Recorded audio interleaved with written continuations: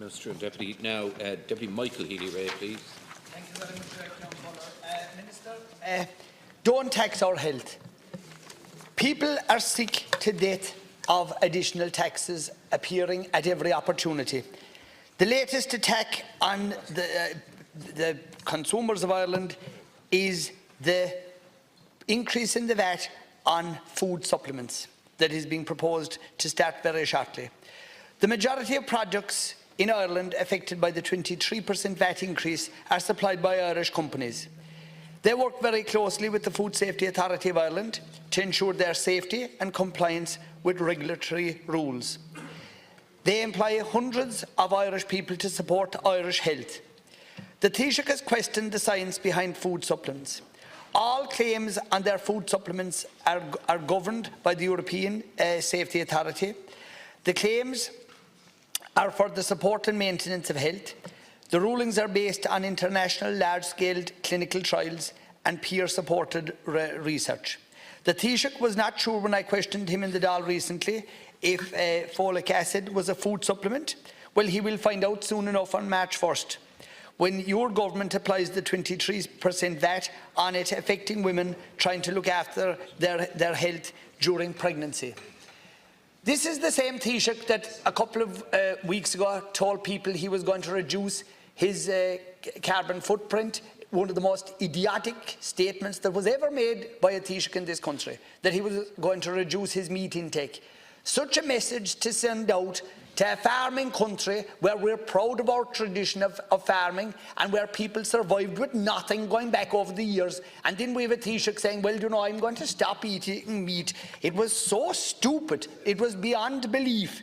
And then at the same time, so he's encouraging people to have a healthy lifestyle, but then he's supporting and agreeing with a 23% VAT being put on food supplements.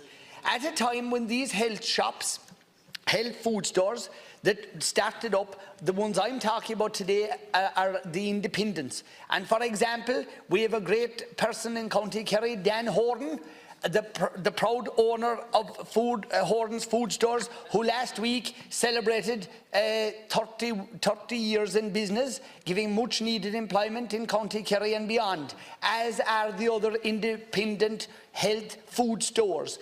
These people have customers that are coming into them. They're young, they're middle-aged and older persons. They're relying on these health food supplements as part of their well-being, as part of keeping themselves out of the doctor's surgeries, out of our hospital systems, because they're taking care of themselves. And what's your answer to it? You'll tax them at 23%.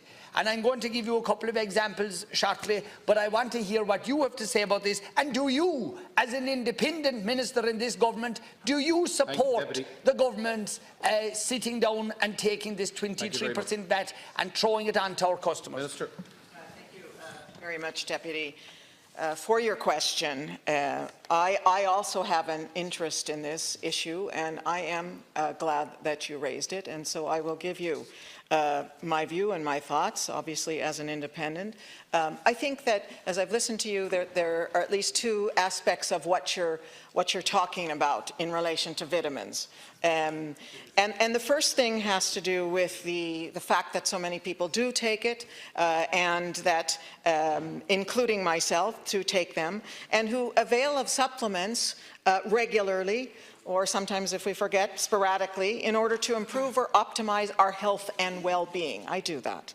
And in many instances, from my experience as well, this is often the case for older people who may feel that they are deficient in certain areas, also younger people too, but especially older people, and need supplements to counteract that. But I think it as well, oftentimes, others will start taking the vitamins because they feel that they have some sense of recovery from their illness or feeling run down. So I understand from your perspective raising that question, and I think that and believe that many Irish people depend on vitamins and supplements for their well-being, including myself. The second aspect that you raise, I think, has to do with the viability of the businesses who depend on the sale of these products for their livelihood. I understand that too. And given, of course, the general uncertainty in relation to Brexit, additional impediments such as the increased VAT rate, it's a very real concern, and they deserve our attention. Indeed, my own father sold health food products and vitamins, so I understand the issue as well from the perspective of somebody who takes them, a consumer, as well as from a business perspective.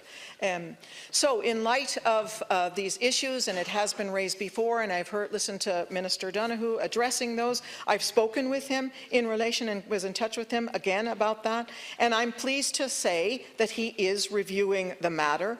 He's doing this with the caveat, as I understand it, that this involves the interpretation of the law, which could prove to be an insurmountable difficulty. However, I understand that he will be in a position to come to a conclusion in relation to this issue in the coming days, and so I thank the Deputy for raising it. Thank you, Minister. Deputy. I appreciate very, very much your genuine response, Minister, and I would remind you that you're not a person outside in the street making observation on this. You are a cabinet minister. You're a person who should have influence in this government, and I would be asking you and the other independent members, many of whom I respect very much, including the person alongside you, Minister Boxer-Moran, I'd be asking you all to use your influence in government to try and make them see common sense. I want to give you a couple of real examples.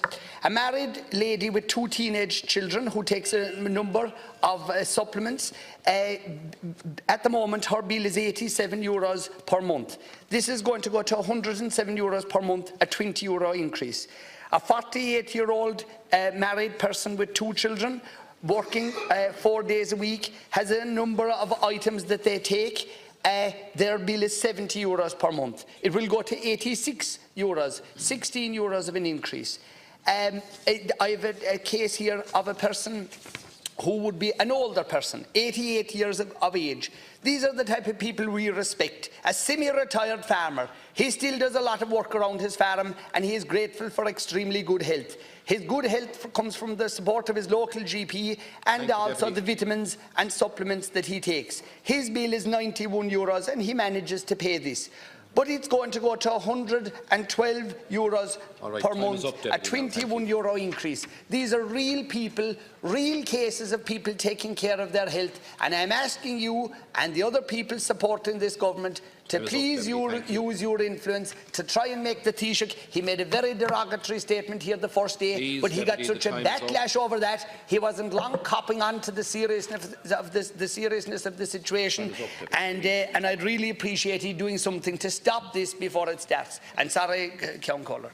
Minister. Again, thank you, Deputy, for making those points and bringing to our attention the lives of real people whom this will impact significantly. As I've said, I am aware of, especially older people, the older or younger people, knowing and believing. And indeed, I've seen evidence of, in terms of those people who take these supplements, that does increase their health and well-being. I can see that.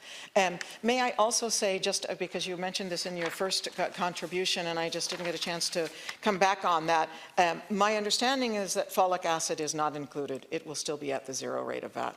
So just to clarify that.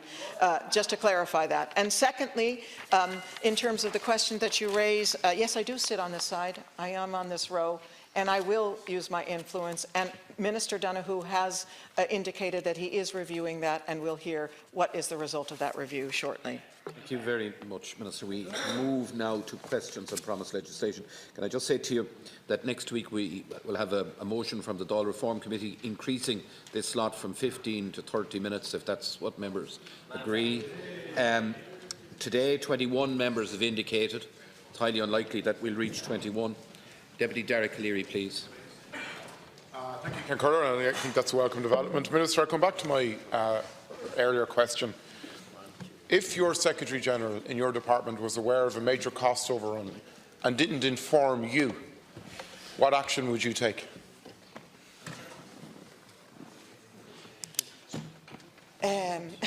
Well, you know, my understanding of your question is based on what the debate that's gone on, and I've already answered you in that regard, that I believe what the ministers have said, and I think that we have to wait to another report. If my Secretary General knew of a cost overrun, knew what it was, and waited a number of months, knew exactly what it was and waited a number of months, then yes, I would have questions in relation to that. I would not be satisfied with that. As I understand what the ministers have said, that was not the case in this regard.